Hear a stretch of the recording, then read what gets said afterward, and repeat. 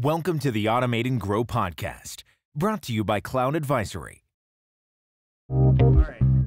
Welcome to another episode of Automate and Grow. This is episode 15, and I'm here today with my friend Stephen from FairClaims, and they're doing some really interesting stuff around arbitration and dispute resolution. Did I get your company name right? You got it right. Okay, making sure. I've made a few mistakes on these, so I want to make sure. They're doing really interesting things around the enterprise and providing a platform for dispute resolution. So, Stephen, I appreciate you joining me today and to talk about kind of your startup journey and what FairClaims is doing. So, I appreciate you jumping on today. Yeah, likewise. Thanks for having me. No problem. So, FairClaims is basically like a SaaS platform that allows enterprises to have a forum really to resolve disputes that might normally go to small claims court. So maybe I'm curious, like, how you came up with this idea and how you guys got started. So I'm a lawyer by background and represented small businesses and startups for over 7 years after having been at a big law firm and in-house counsel and done business and been at a legal tech company, Lex Machina, which sold to LexisNexis, one of the top legal tech companies, and did sales there and have done business and seen law and disputes from a lot of different angles. And when I was in practice on my own, I kept getting calls from people with small disputes. They were typically $2,000, $3,000. And oftentimes they were unpaid invoices, small breach of contract matters. I got a lot of landlord-tenant security deposit cases. So even though I represented businesses, hear from individuals, even though I didn't really hold myself out as a real estate or individual claimant attorney. And I would get maybe 3, 4, 5 calls like this a month. Sometimes just a couple, but never none. And it got me thinking about it, that I would oftentimes when, a lot of times people call a lawyer, they don't think about how much it costs to hire a lawyer for handling a dispute. And so, by the time they pay me my retainer, they would have paid me double or maybe about the same as what their dispute was. And so I would explain that to them and they'd be disappointed because, you just think, call a lawyer, let's see what we can do. And I would recommend they go to small claims court to resolve their dispute. And you could hear it in their voice. They just didn't want to do it, and I got thinking about that. And I think it's for good reason. I've spent time in small claims court, especially now with FairClaims, and you have to learn a new system that you're not familiar with if you've never done it. You've got to file paperwork, serve it on the other side, go in person, take time off work or from being at home, drive an hour, half hour, whatever, park, spend 2, 3, 4 hours, sometimes longer waiting for your hearing time, sometimes only to be turned away to come back because there wasn't enough time to hear your case. Sometimes then there may be an appeal, et cetera, right? So it's a lot of effort. And so most people would just ditch their claims. And so I thought, well, there's got to be a better way. In law school, I'd read about online dispute resolution. It's not a new idea. And I had read about it, and I thought, look, this is 2014 when I first started thinking about this. There's got to be a solution by now. And I couldn't find one. And when I couldn't find one, I couldn't stop thinking about it. And I just got totally obsessed with it. I knew there was a need, knew that it was an important problem, and just kept researching. And the more I researched, the more I thought about solutions and saw opportunity to do something. Wow, that's really interesting. And had you been involved in software startups before, or did you have any? Lex Machina is the closest involvement, where we provided an IP analytics. Now they do other areas of law, but an analytics platform for attorneys to make decisions. And machine learning that was way ahead of its time, right? So they started doing machine learning in maybe 10 years ago, actually, by this point. And so I was involved with that, and then some other software companies, and I tried my hand at a couple other startups. And then, so you were familiar, you had kind of, because you're obviously a lawyer, I'm curious what your adjustment was to having to then go and build a product. So I had done it before, and I think it would have been really difficult if I hadn't. But I had, in college and out of college, I tried my hand at a couple startups. So I went to Stanford from 96 to 2000. And grew up in this industry. I mean, really, right. Grew up it formed right there in front of us. And a lot of my friends had business plans or executive summaries at the time. That was a big thing, right? Instead of PowerPoints. Right. You might not even need that anymore. Yeah, now you might not even need that. And they and they all, a lot of them got involved in the startup tech industry, whether working at Google or other companies that started around that time. I mean, I remember when Google first started in 1998, you walk down University Avenue and there was like on the street, you see just like their logo in kind of color on the street, Google. Oh, and there was a lot of buzz around them, and they were in the same office as, it was Google, then PayPal, then Facebook had the same office. It's like the good luck, like you have to get that office, right? It's, oh my goodness. On university. So anyway, a lot of my friends started companies, and myself included. So I had built product a few times, both with a couple times with my own startup, and then at a few different companies. Interesting. So did you have a co-founder that was a technical co-founder? Did you build a team somewhere else? Like, how did you approach that?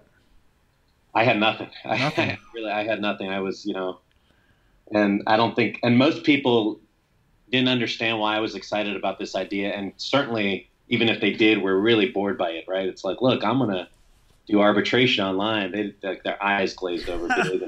It took me like, even the woman I was dating at the time, like, she didn't want to hear about it, which it took me, months to figure out how to even make it somewhat interesting to anybody, and think it through. So no, it was tough at first to recruit anybody to get involved. So I decided, in having been in tech, I knew that if you want to get engineers involved, you got to have traction. And so I set out to do that. And I just put, I think the first site I did was on Weebly, and it was wow. It was just like words. Like it was just, spit out whatever I was thinking in my brain onto a website with way too many, like I was being a lawyer about it, like words, Oh my goodness. So your proof of concept was a Weebly website? Absolutely. Damn. Okay. So you kind of like, you almost manually handed disputes. So they both like kind of entered their deal and. Well, so the Weebly, I didn't even handle disputes on. I just wanted to get feedback. I was like, all right, I see. Let me put it out to the universe. Let me start calling people to find out if they're going to use it. And I just called like anybody who I thought might be interested in using it, so like dry cleaners, building property managers who might have security deposit disputes, whatever, small businesses, somebody who owned a jewelry company. I called everybody. And I spent like a year doing that. So I spent 6 months incubating the idea. Then I built the Weebly site, got feedback from friends and family. Then I spent a year like calling everybody who I thought might use it. And in between, I built a Squarespace site. And that's where I started handling disputes manually. And I got my first couple of customers who were sharing economy customers, one of whom was Turo. And Turo, so people that don't know, Turo is basically allowing me, for example, as a vehicle owner, I can rent my car out on the Turo platform. Yeah, and they just raised $100 million, and they've been around a while and have disputes sometimes, and they want to do right by their customers, right? And so we work with companies who they want to do right by their customers, and sometimes it's helpful to have this independent, neutral third party take a look at things. So if I have a dispute, how does it work? Like, am I subscribing to your platform, and then I'm using that to set up like a two-sided arbitration, or how to take me through it? Like if I'm a new customer. Yeah. So we have a couple components, right? One component is the digital arbitration piece, and another component is FairChat, a smart settlement tool where you can resolve disputes with another party, pretty much do it yourself, and then bring a mediator in on demand. Smart settlement tool with predictive analytics and AI and all the good buzzwords. But before that, it's a workflow tool for these companies we work with to manage their disputes. And the way it usually happens is, let's say you have a dispute with a company, you call their customer support line, they try to resolve it with 1 or 2 touches. That's great. Our companies resolve most of their disputes themselves.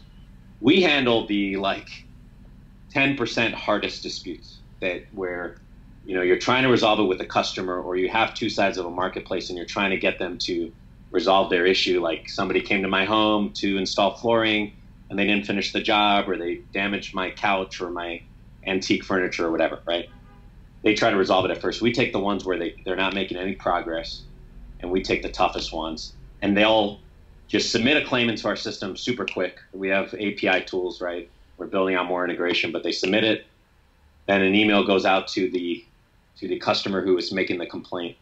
So it's either between a customer and the company or between a customer and the other side of the marketplace, the supply side.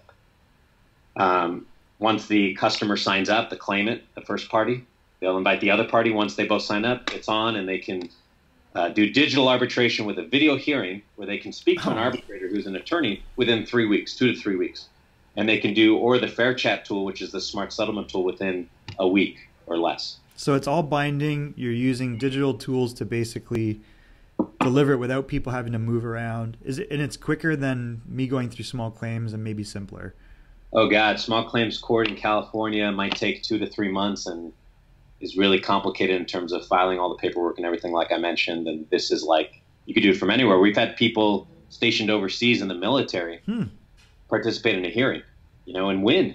And then wow, okay. And there's no way he would have ever been able to do anything about his claim because he wasn't even here in the U.S. and win and get paid. And most of our claimants, they get paid because a lot of times the respondent opts in and volunteers, and psychologically they're bought in, which we love. But other people have done hearings from their phone. Not that it's dangerous, but while they're driving, while they're working. This never happened. Yeah. I mean, we actually have so many people were doing it while they were driving. We had to put in a little disclaimer. Oh my God, that's funny. That's interesting. That's legal history. That's never happened before. Well, I think you always think of people who are scheduled for jury duty or anything. If you have to, I've been to small claims courts 1 or 2 times in my life, but you're like, it conflicts with something in my life. But what you're describing is, now I don't have to worry about that. But it sounds like the biggest benefit is just the speed with which you're able to engage in arbitration. And then also, are you finding that what's the feedback on the big wins for customers, that why they're buying into this? It's speed, it's convenience, and it's much less expensive overall. I mean, small claims court's not expensive, but depending on your other option. But it's a lot of it's speed and convenience, and also fairness, right? Mm-hmm. Just straight up fairness. So I'll tell you a story. We talk to our end users every week, and one of our end users went through a platform, a marketplace, where she hired somebody to do some home improvement services, and there was a dispute, and I forget what the exact nature of the dispute was, and we keep it all confidential anyway. But she had this $4,000 dispute, and she brought it to the marketplace, and they sent her our way, and she signed up, and the other side signed up too, because they want to resolve it and move on too, right? They're busy business owners, and the marketplaces we work with encourage them in a lot of different ways, and we use different carrots and sticks to bring people to the table. But they resolved it. She won, and she got paid. Now, she said that her friend hired the same contractor, but outside of that marketplace, just separately, independently, had the same exact dispute come up. I think it was wow, that he took the money and didn't show up to do the work, which happens sometimes. Wow. Wow. Even through a platform. And so what people realize, when we're talking about a platform, you're saying like a Handy or a Thumbtack or those types of platforms where it's a two-sided marketplace connecting exactly some sort of freelancer with some sort of customer. Yeah, an Angie's List type. You see all the commercials. You can hire. Yeah. So her friend hired someone, just the same person independently, had to hire an attorney, had to file send a letter, spend money on the attorney. When I spoke to this woman, hadn't gotten her money back, right? This woman had been paid. She said 2 things that I'll always remember that keep us really motivated. One is, I'll always use this platform. She's like, I'll always use this platform going forward to hire anybody because I know it's like insurance. You have my back. They have my back, because FairClaims had my back. And number 2, she doesn't trust the local. She lives in Wisconsin, and I don't know anything about the local scene there, but her perception, she doesn't trust the local court to do it right. Her perception. Interesting. It's all about who you know, and the court's for the powerful. And so she trusted us versus the courts.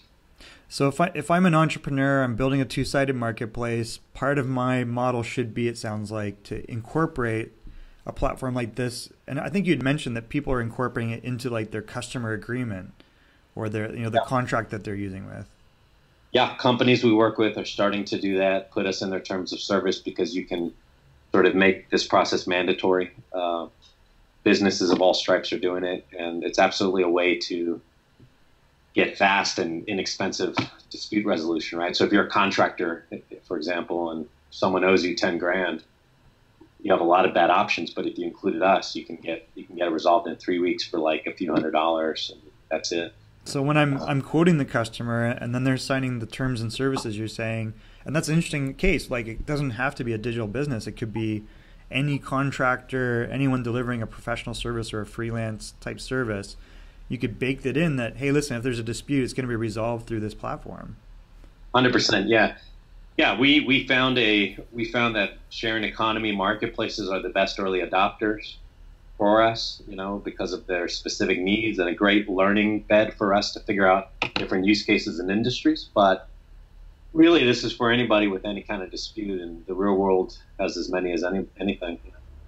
So are you finding that most of your customers, it sounds like you have a direct model where you're going out to these marketplaces to try and pitch them on the idea of incorporating this into their workflow? How are you finding customers, and like what's that process been like? It's all been direct sales so far. Plus, we do an event series called Trust on Demand, where we get sharing economy executives together for panels and networking and learnings. We sponsor events like Marketplace Risk, which is a really outstanding event happening in May, one of the best sharing economy events in the country. Marketplace And Risk. it's just, it's a small community, right? I mean, there are maybe 300 sharing economy marketplaces. There are maybe 40 that are big enough to use us because they have enough volume of disputes that it makes sense. So we've just gotten to know them all, and it's all. And so from the beginning, when I was testing this concept out with different verticals, I mentioned I reached out to like U-Haul and dry cleaners and every vertical I could think of, and it was sharing economy execs who got back to me right away on cold emails when I had a Squarespace site. So I said, "Oh, interesting. I think there's something here." Yeah, that's so.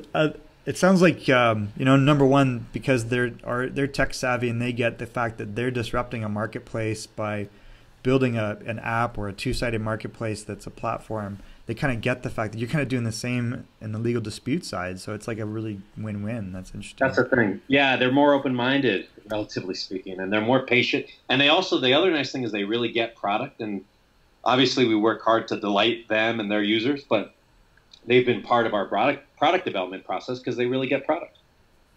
So has this been smooth sailing so far, or what's kind of some of the big challenges you've had and had to deal with? No way.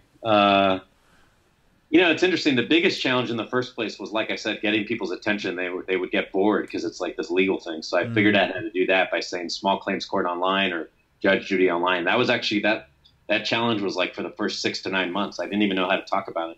Then the next challenge was getting investors interested, because I had to learn how to tell the story. I think every founder thinks what they're doing is highly unique and more complicated than other companies, but we really are in a very unique space, and a space that isn't sexy and one that is a long story. And so I had to figure out how to tell the story. And within that, what I didn't realize, what I didn't have an appreciation for is, to me, the market opportunity was obvious. This is going to be the biggest thing ever. Yeah, that makes sense. To them, they didn't see the biggest feedback for the first year that I was raising money, when I was raising angel money, was, we don't think it's a big enough market. And I was like, are you kidding me? What? Really? Oh, that's interesting. That was some of the feedback. That was the main feedback. We don't think it's a big enough market. And that's just like the opposite of what is true. It's like a $500 billion market in the U.S., because there's a shadow market of people who don't file disputes. 0.5% of all transactions result in disputes. But I had to figure out how to tell that story in an investor, in a way that appealed to investors. Mm-hmm. I told the story starting off with, here's my pilot plan and how we're gonna build this small thing and validate and then blow it up bigger. And I met with a founder friend of mine, Matt Paulson, who founded Omaze, who's a classmate of mine in college, who's very candid in a great way, right? Because you need to hear candid truths when you're doing something like this. He said, look, man, you're telling the story the opposite way. You need to start with the big vision, and you need to show them why it's a big market. And he also said, and your deck is ugly. Oh, no. So the pitch deck was not great. Yeah, he's like, your pitch deck is ugly. You got it. And Omaze is kind of an interesting platform, right? So he probably had some experience there, because it's like not something obvious that you would think would be something that would raise money, right? It's like a way to raise, correct me if I'm wrong, and this is off topic, but Omaze is like a platform that allows you to get funding for projects with special offers. Is it kind of like a crowdfunded with celebrities, right? They do charity contests. Yeah, I think that's about right. They do charity contests, They get celebrities to offer unique experiences in exchange for, and I don't know legally how they set it up, but some sort of charity raffle. That's so you pay $5 to $10 and with a chance to meet George Clooney. That's what I thought. Okay. Yeah. Oh, so that's a friend of yours from school. That's interesting. Matt is a friend of mine and a great entrepreneur. And, I mean, in his case, he raised $1 million with an idea, but it was a different time, like everything changed after 2013. Well, then that's kind of what I was thinking. I'm like, well, if you can't learn from a better guy than that to pitch, like, I don't know how I would have pitched Omaze. It was a different time. Is like, and also he had the great background for it, and I think also was great at telling his story. Right. Like, his advice resonated with me. Yeah. So what are some of the, you're trying to scale this up, obviously, and you might have then, just based on who your customers are and how they're growing, what's the limitations of the platform? It sounds like there's still a need for an arbitrator, but you also have like an automated thing, and you kind of alluded that maybe you're building something around AI, and I'm curious what that'll look like. Yeah. Well, as far as I'm concerned, humans should always be involved in matters of justice, due process, fairness, and dispute resolution in some way, shape, or form, at least for some part of the funnel, okay? Because AI can do a lot of things, but there's no replacement for human wisdom, and there never will be. Absolutely never will. I don't care how smart AI gets. There's human wisdom that is different, more complex, more advanced, and AI will never get there, or maybe in 1,000 years, but really. You think so? Really? That far out? Who knows? I mean, look, I don't know. I mean, in terms of catching up with the human brain that's evolved for hundreds of thousands of years that, has a lot of junk in there too, though, right? Well, there's but good stuff that holds us back. Yeah, we have. Yeah. So like dinosaur brain. That's true. I mean, one of the issues is human beings can have bias, or human beings can, but life experience is special. That right. I don't care how smart a robot is and experiencing things. I just think it's different, and we're more advanced, and wisdom is something a robot can't do. So what we do is we augment. We use AI and we use predictive analytics to help make people smarter and make decisions about settlements, for example. So we have a Fair Chat tool where we have an AI mediator that tees things up, that's going to get smarter over time and get contextual at, telling people, for example, how to think about proving up their case, not legal advice, but high-level advice on how to present what you're doing to the other side, and how to make your claims and things like that. Non-legal advice, right? Important to make that distinction. And then on the other side, have predictive analytics that makes recommendations on offers, like a kayak tool where, hey, we've seen a lot of these types of disputes, and here's what they often resolve at based on what you're saying, and so, like TurboTax, right? Yeah. So it's suggesting outcomes based upon similar scenarios. That's kind of interesting. Yeah. Like a decision support tool, basically. The decision support tool. And so we augment in every way. We augment CSRs at companies we work with because they can be more efficient with the disputes they're handling, because they could use our tool to manage their workflow and to get through the really tricky part of the dispute process. And they're no longer the bad guy in terms of one-on-one with someone who's complaining. They bring in a third party that takes off some of the burden. They're able to focus more on their other claims and spend more time on them and resolve more claims quickly. We've reduced a lot of our customers' claims by like 2/3. Oh, wow. Oh, my God. That's a big difference. Huge. So is there a limitation based upon your ability to hire arbitrators? Or is that like, because that's an official legal position, right? Or I don't know if you've run into that. I'm just kind of curious. Well, it's interesting. You don't have to be a lawyer to be an arbitrator. Actually, you can just sort of hold yourself out as an arbitrator. There's no set licensing requirement. There's some. I didn't know that. Yeah, no, most people don't. And there's some state, and I didn't know that before getting into it. There's some states that require some basic certificates by state. But otherwise, you can pretty much just say, I'm an arbitrator, and if both parties agree to abide by what I say, then that's it. No way. Oh, wow. So you can kind of make arbitrators on the fly and give them a framework. And totally. So so in the long run, there's no issue with supply. Oh, interesting. In fact, I had no idea. I don't know why I had just assumed that would be an actual official legal certified sort of role. Well, most arbitrators are former judges. Okay. For big arbitration companies that are handling disputes between Microsoft and Apple or whatever. That makes sense. But we're creating a new market, and these are we get attorneys who have been arbitrators at the big arbitration companies, but also who are stay-at-home parents with 10, 15, 20 years legal experience and do great with these small claims, right? So is this like the other side of the market? Are you actually like creating opportunities for people that want to be arbitrators? Yeah, no, I mean, every lawyer wants to be a judge. They love working with us. They see fascinating cases that are on the cutting edge of law, right? Because they work with sharing economy companies with new legal questions coming up. So one of our arbitrators got to work on a case where there's unsettled law on the value of the data on your laptop, right? So if someone steals your laptop and the laptop's worth $500, but you're saying, yeah, but I had ideas on there and IP and data worth $10,000. Mm-hmm. There's unsettled, it's like conflicting law. And well, what do you do about that data? I never thought of that. That's an interesting area. So in other words, if someone adds an arbitrator to a case, that's an opportunity for someone to make money. That's an arbitrator. Totally. Yeah. Opportunity. Okay. Interesting. Yeah. I had no idea. That's really, and then, so I could go, if I want to be an arbitrator with you guys, do I have to get hired, or I can just like do people choose the arbitrator, or how does that work? Is it like a marketplace for arbitrators? At some point, we'll probably open up the platform, but for now, it's we vet them, right? Like and curated. we take 7% of arbitrators. We're very tough. We do mock hearings. We like run them through the ringer. We only get the very best. Great experience, great EQ, can control a hearing. Because that's kind of your customer experience probably right now too on both sides. It's everything. How fair and how good the arbitrator is. Are they a good listener? Because that's a big part of it is people want to feel heard, right? That's a big part of due process. I want to be conscious of your time. I have 3 things that I'll touch on before we wrap up. One is you didn't stay in San Francisco. You ended up in LA. How did you end up in LA, and what's going on in LA as far as startups?